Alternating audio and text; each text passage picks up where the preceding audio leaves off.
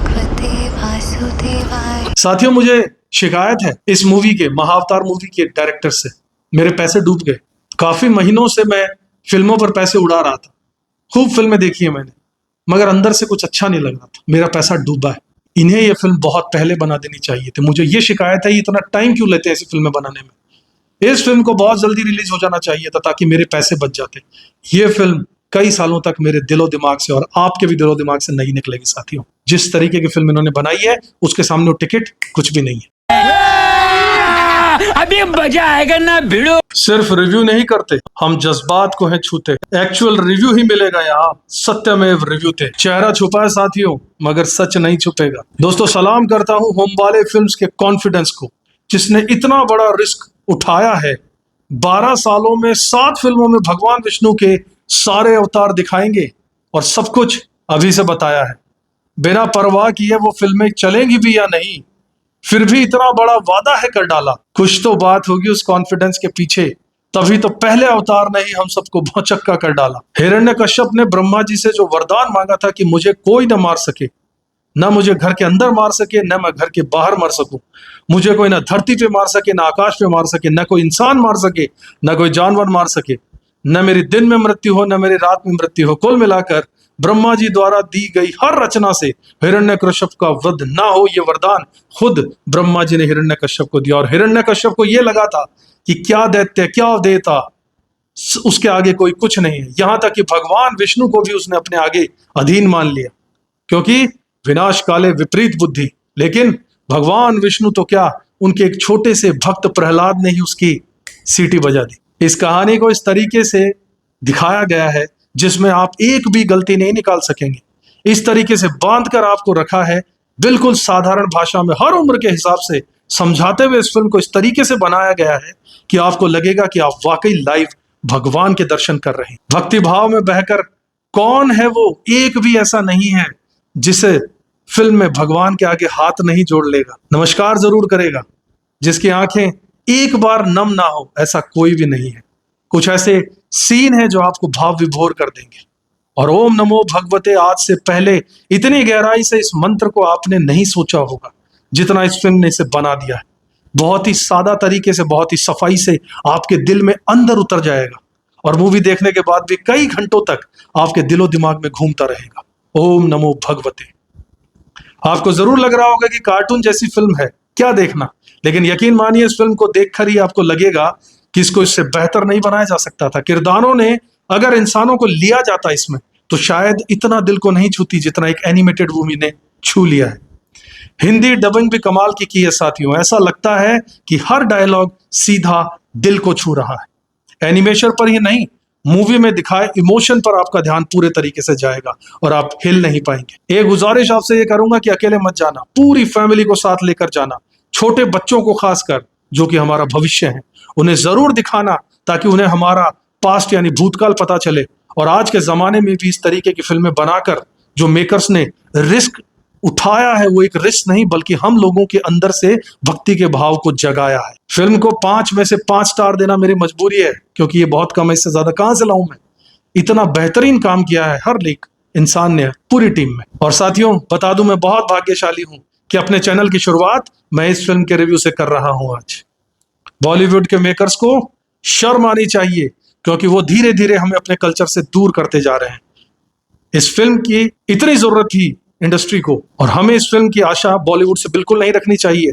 South की film industry ने इसे इस तरीके से बनाया है, जैसी स्टोरी थी बिल्कुल वैसा ही हमें दिखाया है। स्टोरी पता है, कौन नहीं जानता स्टोरी के बारे में, लेकिन फिर भी इसको फिल्म को उस अंदाज से इन्होंने दिखाया है कि सबकी आंखें नम जरूर होंगी, आंखों में पानी होगा। इसके अलावा एनिमेशन इंडस्ट्री भी में जो साउथ की फिल्म इंडस्ट्री ने जो कदम रखा है, इतने कम बजट में भी उन्होंने इतना बेहतरीन प्रदर्शन करके दिखाया है, पर्दे पर लगता है साक्षात भगवान उतर आए हैं। कुल मिलाकर इस फिल्म के मेकर्स ने कुछ नया करने की कोशिश की है, तो हमें भी पूरे जोश और जुनून के साथ उसकी सराहना करनी चाहिए और प्रयास करना चाहिए कि जितना ज्यादा हो सके इस फिल्म को देखना है थिएटर में जाकर। आपका पैसा वसूल होगा, गारंटी मेरी है।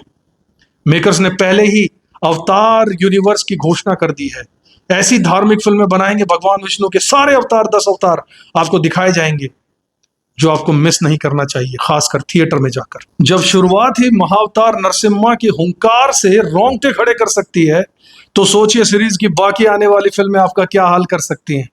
थिएटर्स खचाखच भरे हुए हैं और मलाल होगा उन थिएटर्स को जिन्होंने इस पर पूरा विश्वास नहीं किया और शोज कम रखे। लेकिन यकीन मानिए यह मूवी अपनी ऑडियंस अपने आप ढूंढ लेगी और ढूंढ रही है। This film is directed by Ashwin Kumar and produced by Shilpa Dhawan, Kusal Desai and Chaitanya Desai. Film के डायरेक्टर अश्विनी कुमार ने वही पुरानी कहानी जो हम बचपन से सुनते आए हैं, उसको आज भी जो यंग जनरेशन है आज की, उसके लिए, हाईटेक जनरेशन के लिए एनिमेशन को यूज किया है और इस कहानी को इस कदर एनिमेशन में पिरोया है कि अंदर से उनमें भी कहीं ना कहीं छुपा हुआ भक्त प्रहलाद भगवान विष्णु के लिए आंखें गीली कर ही बैठता है। हालांकि मूवी का पहला भाग यानी इंटरवल से पहले का भाग थोड़ा सिंपल स्लो मोशन में इजी गोइंग वे में चलता है। बहुत ज्यादा आपको ऐसा नहीं लगता कि वो मूवी में बहुत कुछ खास आपको देखने को मिल गया। वही कहानी, कुछ अच्छे ग्राफिक्स, कुछ अच्छे एक्शन सीन्स बहुत अच्छे लगते हैं, लेकिन तब तक जब तक आपको ये नहीं पता कि इंटरवल के बाद आप क्या देखने वाले हैं, क्योंकि उस मनोरंजन को आप आने वाले कई सालों तक भूल नहीं पाएंगे। इंटरवल के बाद जो आप देखेंगे वो फिल्म की कहानी में इतना गजब लिखा गया है कि आपके रोंगटे जरूर खड़े हो जाएंगे। आपको यह यकीन ही नहीं होगा कि भारत में बनी कोई एनिमेटेड मूवी देख रहे हैं, वो भी इतने कम बजट में बनी है।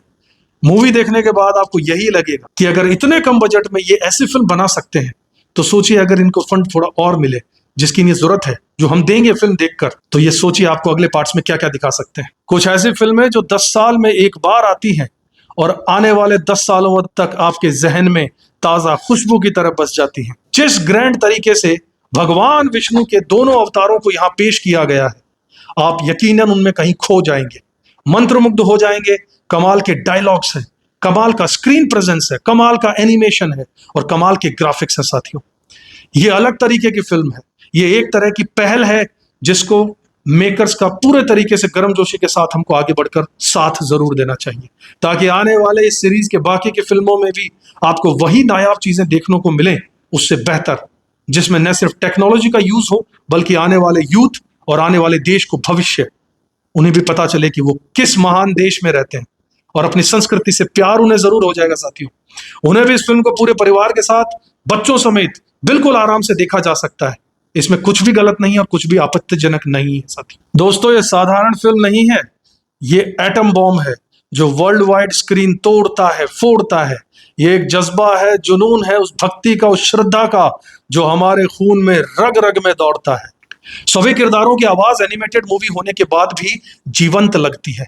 हर किरदार की आवाज उसके किरदार से बिल्कुल मेल खाती है और आप देखते समय मंत्रमुग्ध हो जाते हैं डायलॉग सुनकर। हिंदी में जो डायलॉग लिखे गए हैं, कमाल के लिखे गए हैं। इससे पहले लिखे गए कुछ ऐसी धार्मिक फिल्में आई थी जिनमें मजाक उड़ा दिया गया उन डायलॉग्स का। इस फिल्म की असली जरूरत थी इस वक्त इंडस्ट्री को। आप समझ ही रहे होंगे मैं किन फिल्मों की तरफ इशारा कर रहा हूं। हिंदी फिल्मों में, खासकर धार्मिक फिल्मों में, जो असली आत्मा है फिल्म की, उसी को बाहर निकालकर फेंक दिया गया था पिछले कुछ दिनों में। ये तमाचा है उन लोगों पर, उन मेकर्स पर, जिन्होंने मजाक उड़ाया था धर्म का, संस्कृति का। यहां पर डायरेक्टर ने ऐसा कुछ नहीं किया। आपको चीजें बहुत ही साधारण तरीके से लेकिन प्रभावी तरीके से आपके दिल के अंदर तक छूने वाले तरीके से दिखाई जाती है। आदित्य राज शर्मा, हरिप्रिया मट्ठा, संकेत जायसवाल, प्रियंका भंडारी, वसुंधरा बोस, हरजीत वालिया, संचित वर्तक, सावरी याज्ञनिक और दिनेश ने इस फिल्म में अपनी आवाजें जो दी हैं, उनकी आवाजों से इन फिल्म के लेवल को और भी ऊंचा उठा दिया है। डायरेक्टर अश्विन कुमार की राइटिंग और डायरेक्शन बहुत ही कमाल का है और साथ में इसमें उनका एक विजन भी नजर आता है जो यह साफ कहता है कि आने वाली मूवीज इससे कहीं ज्यादा और बेहतर होंगी। यानी जो फिल्में हैं, जिसका जो सीक्वल का अगला पार्ट आपको देखने को मिलेगा, जिसका आपको बेसब्री से आप इंतजार जरूर करेंगे, वादा है मेरा इस फिल्म को देखने के बाद में। यूं तो यह फिल्म आपको 2 घंटे 21 मिनट तक दिखाएंगे, लेकिन इस पूरे दौरान आपको हजारों इमोशंस को महसूस कर पाएंगे और आपको कंटारा मूवी का वो आखिरी सीन तो याद होगा जो पूरी फिल्म पर भारी पड़ जाता है। वैसे ही इस फिल्म का 21 मिनट का क्लाइमैक्स आपके दिल, दिमाग, धड़कन, गुर्दे, फेफड़े सब पर धुआंधारी पड़ जाता है। यानी पूरी फिल्म का ब्रेकफास्ट, डिनर और लंच एक तरफ और आखिर का वो दिल दहला देने वाला धरती पकड़ रोमांच एक तरफ।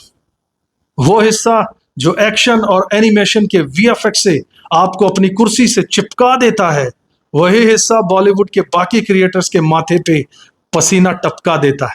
साथियों, फिल्म में कुल मिलाकर दिखाया गया है बुराई पर अच्छाई की जीत, भक्तों का संघर्ष, समय का फेर, अहंकार की हार और भगवान से ऊपर कुछ नहीं है। ईश्वर की पूजा और सदैव उनमें विश्वास ही, यही भावना ही हमारे जीवन की असली प्रेरणा है। और इन सब चीजों को डायरेक्टर ने पूरे तरीके से 5 में से 5 नंबर लेते हुए वही कुछ दिखाया जो वो दिखाना चाहते थे। साफ साफ पर्दे पर सब कुछ दिख रहा है, इसमें कोई दो राय नहीं है। दैत्य और देवताओं के युद्ध को ही नहीं, बल्कि होली का दहन और होली के त्योहार का असली मतलब सामने आने वाली पीढ़ी को साफ पता चल जाएगा। सबसे बढ़िया फिल्म में मुझे यह लगा कि डायरेक्टर और मेकर्स ने हिस्ट्री के साथ बिल्कुल छेड़छाड़ नहीं की है। उतना ही सादा तरीके से स्टोरी को पर्दे पर उतारा है जितने सादा तरीके से कभी दूरदर्शन पर हमने इन चीजों को बचपन में देखा था, यानी बिना किसी छेड़छाड़ के।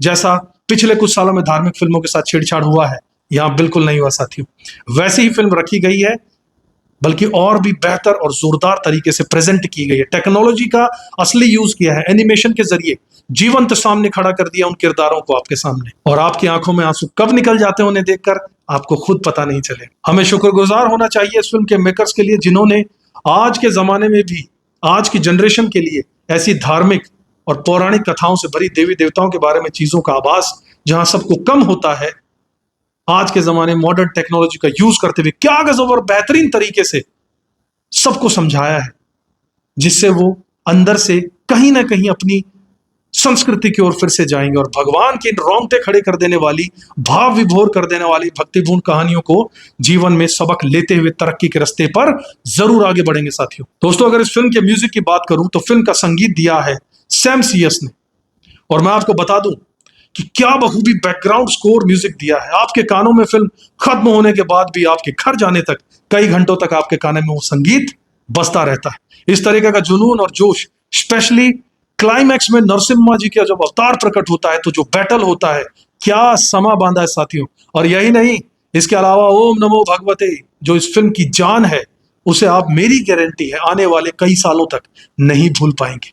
इसके अलावा चाहे आप सुनिए हरि की गाथा वाले सॉन्ग को, जो बच्चों का वर्जन है, कमाल का है, एक भोलापन है उस गाने में, या फिर वो कभी न मिटने वाली आस्था से परिपूर्ण भक्ति रस में डूबा हुआ जग में तेरा नाम हो, क्या सॉन्ग है, क्या गीत है, वाह। अपने कानों में इर्द गिर्द बजता हुआ आप इसे कई दिनों तक महसूस करेंगे, गुनगुनाता हुआ महसूस करेंगे, अपने साथ थिएटर के बाहर लेके जरूर जाएंगे। बल्कि मैं तो कहूंगा मूवी देखने से पहले इसका संगीत सुनिए, इस मूवी का मजा देखते वक्त डबल हो जाएगा।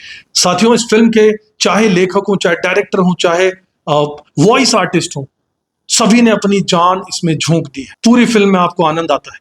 5 नंबर शायद इस मूवी को 5 में से 5 दिया जाए तो भी कम है, क्योंकि ये मूवी उससे बहुत ज्यादा डिजर्व करती। तो जाइएगा, अपनी फैमिली के साथ जरूर देखिएगा। ये वो फिल्म है जिसे देखकर आप दूसरों को भी दिल से देखने को बोलेंगे, और आपकी रिकमेंडेशन से देखने वाले आपको थैंक यू जरूर बोलेंगे।